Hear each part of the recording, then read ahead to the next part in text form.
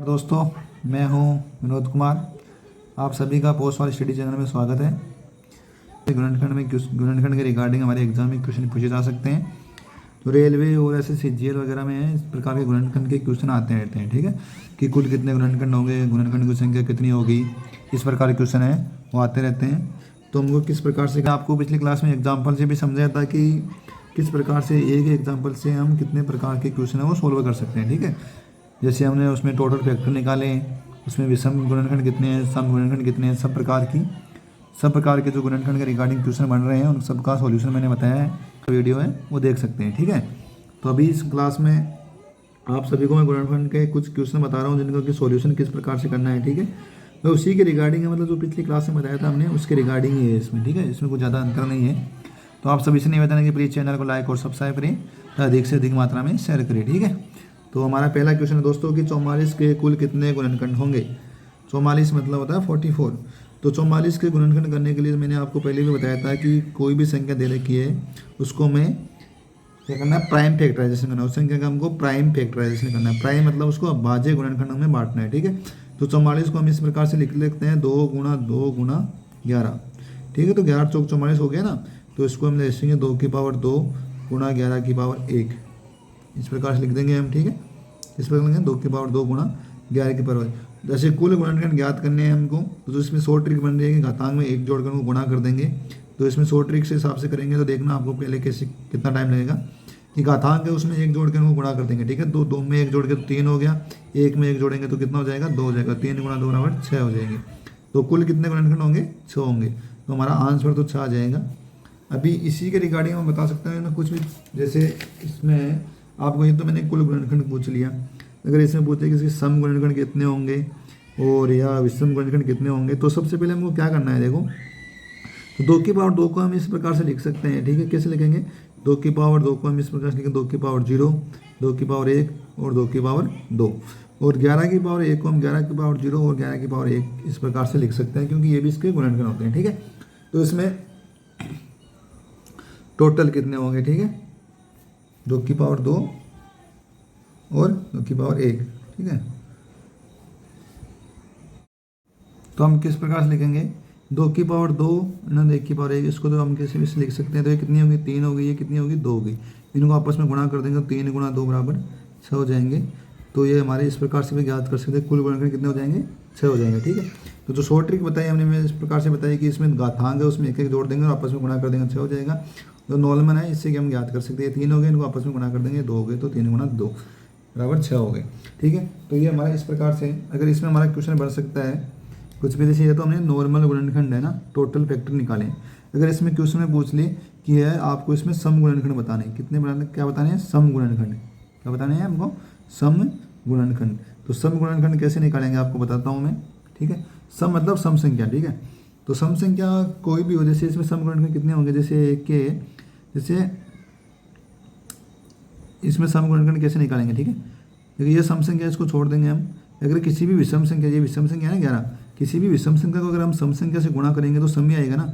तो 2 की पावर 0 को छोड़ दो, अगर 2 की पावर 0 का मान कितना होता है, 1 होता है। तो 1 को अगर 11 को 1 से गुणा करेंगे 11 हो जाए तो वो विषम हो जाएगा। इसको भी 1 से गुणा 1, तो 2 की पावर 0 को छोड़ के, मतलब कि ये 2 की पावर 0 दे रखा है ना, ये 2 की पावर 0, इसको छोड़ के जितने संख्या बच रही है उनको आपस में गुणा करो। इसमें 1 2, इसमें कितनी बच जाएगी, 2 बच जाएगी। ठीक है, 1 और 2, इसमें 1 और 2।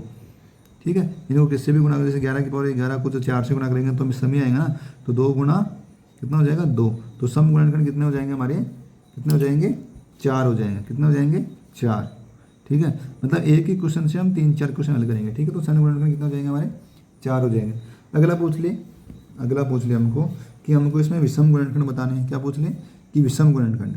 ठीक है, क्या क्वेश्चन पूछ सकता है हमको इसमें कि इसमें विषम गुणनखंड की संख्या कितनी होंगी। ठीक है, अब देखो विषम गुणनखंड बताने के लिए क्या करेंगे, जो मैंने आपको बताया है ना इसी में से होगा। अब विषम क्या आएगी, अगर जब 2 विषम को विषम से गुणा करेंगे तो विषम ही आएगी ना। ठीक है, तो इसमें ये 2 भी है, ये भी है। जैसे 11 को 2 से गुणा करें तो 22 तो सम हो जाएगा, 11 को 4 से गुणा 44 तो भी सम हो जाएगी। ठीक है, या 1 को 2 से गुणा करेंगे 2 हो जाएंगे, इसको भी गुणा करेंगे तो 4 हो जाएगा। ठीक है, तो ये क्या हो गया, इन 2 को छोड़ दो, इन 2 को छोड़ दो, क्योंकि इनसे गुणा करेंगे ना इनको तो कितने किया गया सम में हो जाएगी, ठीक है। तो इन दो को छोड़ दो, इसको किस लिए हमने जोड़ा साथ में, क्योंकि 2 की पावर 0 का मान 1 होता है ना, इसलिए ये तो रहेगा, ठीक है। तो इधर कितना बचा, 1 बचा, इसमें कितना बचा, 1 बचा, इधर कितना बचा, दोनों रहेंगे ना विषम, तो 1 गुणा 2 बराबर हो जाएगा 2।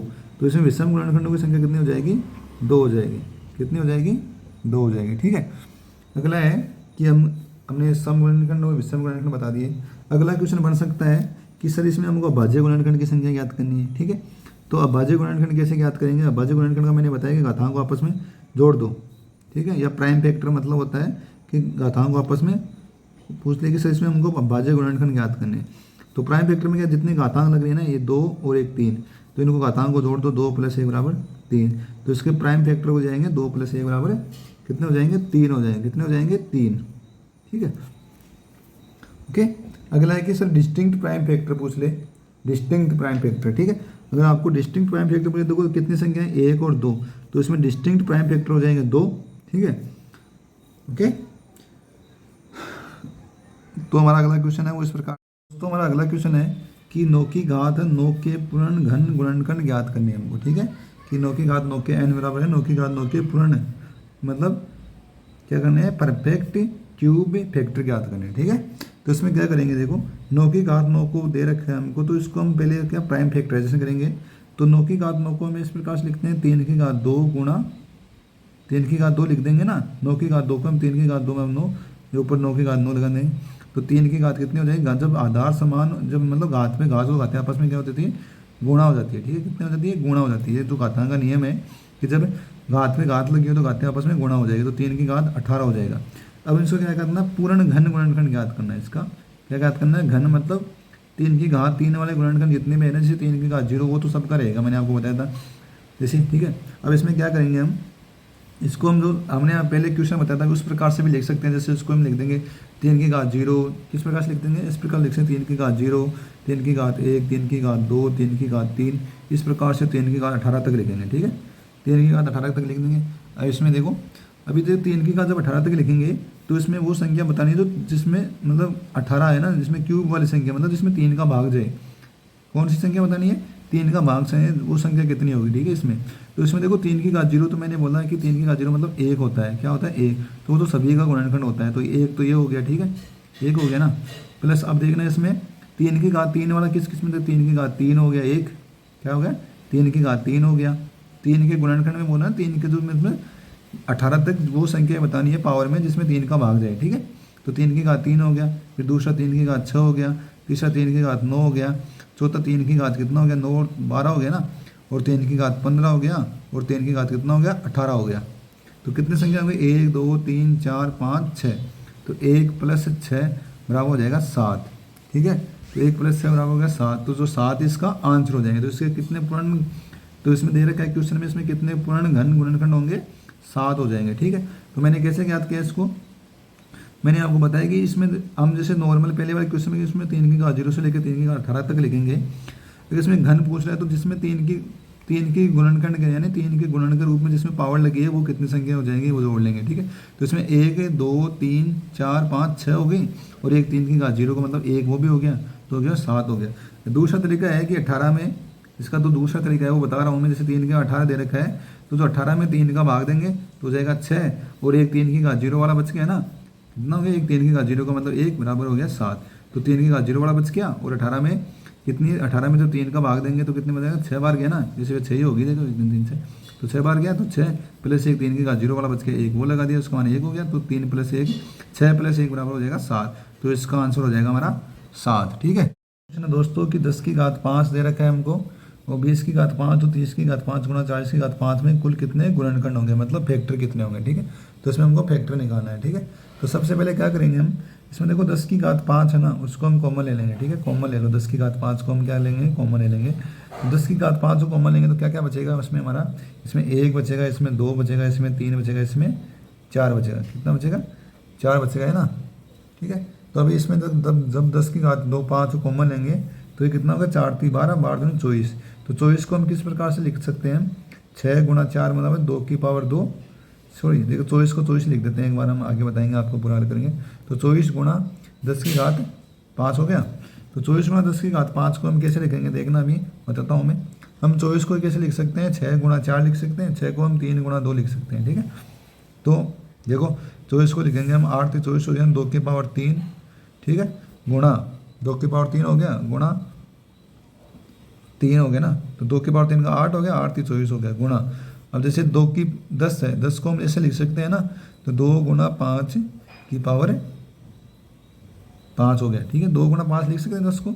तो अभी हम क्या करेंगे इसमें कि तो इसमें देखो 2 की पावर 3 है ना, इधर 2 की पावर 5, जब आधार समान तो घातें आपस में जुड़ जाती है, 2 की पावर हो गया 8 हो गया, ठीक है, ठीक है, 2 की पावर 8 हो गया, गुणा 5 की पावर कितनी होगी, 5 की पावर होगी 5, कितनी होगी 5 होगी ना, 2 की पावर 8 होगी, 5 की पावर कितनी होगी 5 होगी, और गुणा 3 की पावर 1 हो गई।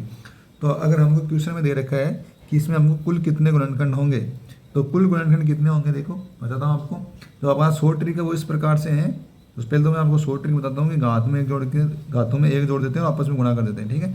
तो घात में 8 में एक जोड़ेंगे 9, गुणा 5 में एक जोड़ेंगे 6, गुणा 1 में एक जोड़ेंगे तो 2 हो जाएगा।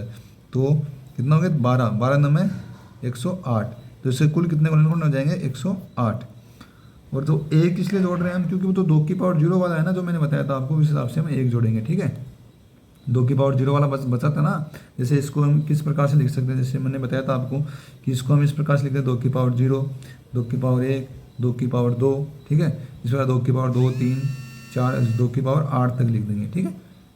किस प्रकार से लिखेंगे, 2 की पावर 2, 2 की पावर 0, 2 की पावर 1, 2 की पावर 2, 2 की पावर 8 तक लिखेंगे। इसको भी हम 5 की पावर 0 से लिखेंगे और ऐसे करते करते 5 की पावर 5 तक लिख देंगे।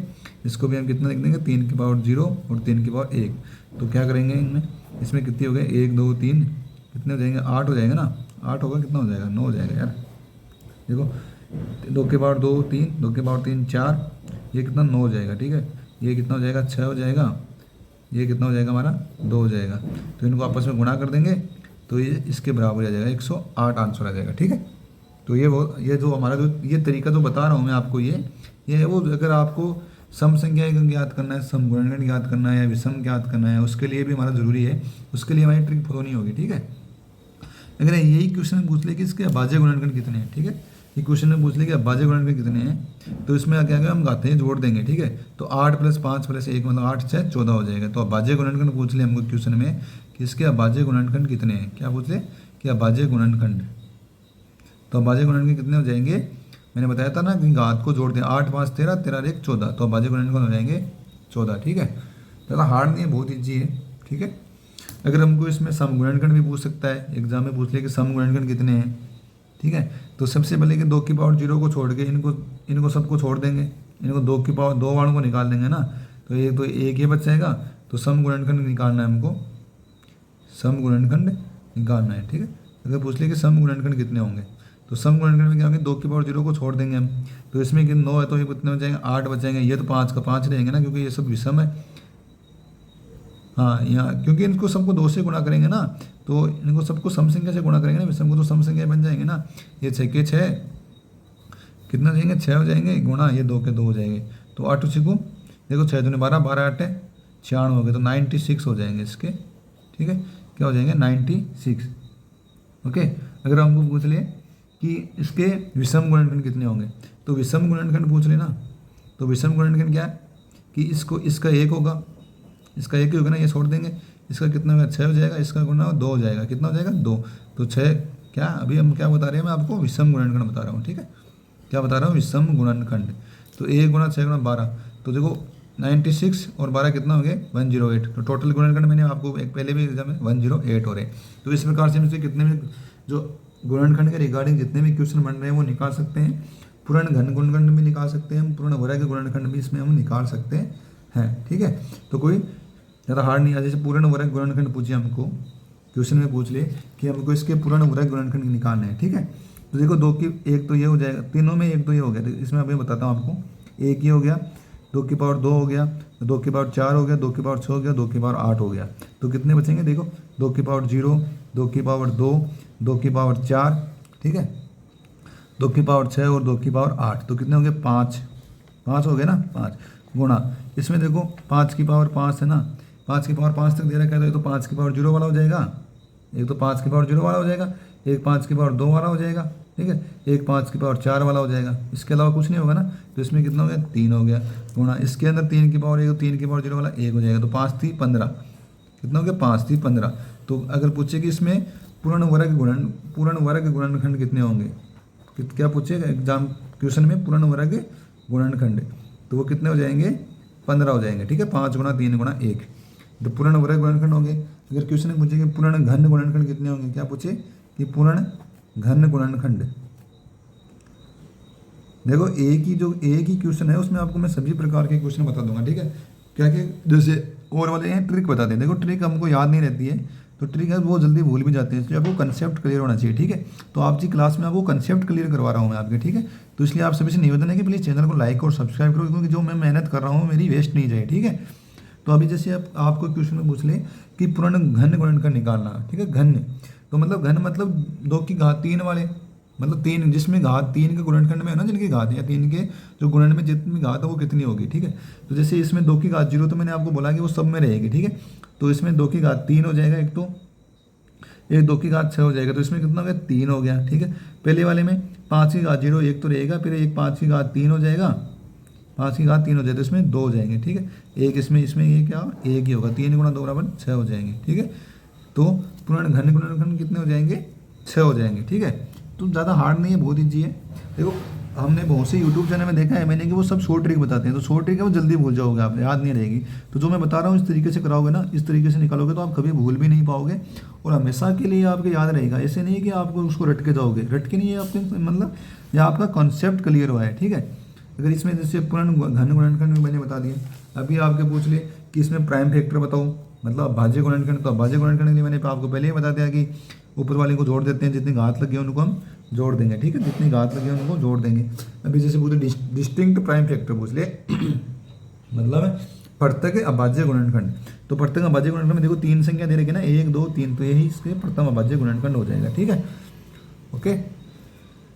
क्वेश्चन है कि 480 मोबाइल दे रखे हैं हमको। ठीक है, कितने 480 मोबाइल है, वो किसी कक्षा के छात्रों को हम बराबर संख्या में बांटने हैं, वो हम कितने तरीकों से बांट सकते हैं, मतलब। ठीक है, तो सीधी सी बात है कि 480 मोबाइल दे रखे हैं हम, है ना, हमको उनको कक्षा के छात्रों को हमको बराबर भागों में बांटना है। तो मैंने आपको स्टार्टिंग की क्लास में स्टार्टिंग के ही बताया था कि हमारा जो पहला वीडियो था ना गुणनखंड के, उसके वीडियो में बताया था कि गुणनखंड का मतलब होता है बांटना, बराबर बांटना। तो इसमें क्या करेंगे हम 480 के कितने गुणनखंड हो सकते हैं वही ज्ञात करना है हमको। ठीक है, कि 480 के कितने टोटल गुणनखंड बन सकते हैं, वही इसका आंसर हो जाएगा। तो मैंने आपको जो मेरा पहला वीडियो है उसका लिंक है मैंने डिस्क्रिप्शन में दे रखा है, तो आप डिस्क्रिप्शन में जाके मेरा पहला वीडियो है वो जो गुणनखंड के रिगार्डिंग जो मैंने पहले वीडियो डाला है उसको आप देख सकते हो। ठीक है, तो हमने 480 का सबसे पहले हमें क्या करना है, गुणनखंड ज्ञात करना है, मतलब बराबर भागों में बांटना है, मतलब उसका गुणनखंड ज्ञात करना है। तो गुणनखंड ज्ञात करने के लिए सबसे पहले हम क्या उसको हमको प्राइम फैक्टराइजेशन करना है इसका हमको। तो 48 को हम कैसे 480 का हमको भाज्य गुणनखंड मतलब प्राइम फैक्टराइजेशन करना है। ठीक है, तो 400 देखो किस प्रकार से लिख सकते हैं हम। देखो 16 चौक 48 होता है, 16 32 38, 16 3 48 होता है ना, 16 3 48, 16 को लिख सकते हैं हम 2 की पावर 3 या 2 की पावर 4 लिख देंगे ना, 16 को 2 की पावर 4, 16 गुणा 16 3 48 हो गया, गुणा 10 को लिख देंगे 2 गुणा 5। ठीक है, इस प्रकार से लिख सकते हैं ना हम इसको। देखो ये 16 हो गया, 16 3 48 हो गया, 48 गुणा 10 हो गए 480। ठीक है, इसके बराबर ही हो गए ना, तो इसको हम इस प्रकार से लिख सकते हैं 2 की पावर 5 गुणा 3 की पावर 1 गुणा 5 की पावर 1। तो अब कितने इसको हमको प्राइम फैक्टराइजेशन में, तो अब उसको पता हमको कितने गुणनखंड होंगे। तो हमारी जो ट्रिक है वो बता रही है कि हमने जो पहले ट्रिक बताया था उसके अनुसार करेंगे हम इसको कि घात में 1 जोड़ देंगे और आपस में गुणा कर देंगे। ठीक है, तो 5 में 1 जोड़ेंगे 6 हो जाएगा, 1 में 1 जोड़ेंगे 2 हो जाएगा, 1 में 1 जोड़ेंगे 2 हो जाएगा, मतलब घात में 1 जोड़ देंगे और इनको गुणा कर देंगे। ठीक है, 6 दूनी 12 12 दूनी 24, तो इसके टोटल गुणनखंड हो जाएंगे 24। मतलब जो बराबर संख्या 480 मोबाइल को बराबर संख्या में हम 24 भागों में बांटा जा सकता है। ठीक है, तो 24 तरीकों से वो बराबर बांटा जा सकता है। ठीक है, इसका आंसर हो जाएगा 24। तो मैंने ये 24 हो गया, तो मैंने आपको पहले भी बताया था किस प्रकार से हुआ। इसका जो दूसरा ट्रिक है वो बता देता हूँ आपको। ट्रिक नहीं, जो नॉर्मल तरीका जो है, तो मैंने आपको ट्रिक बताया, तो ट्रिक तो आप बहुत जल्दी भूल जाओगे।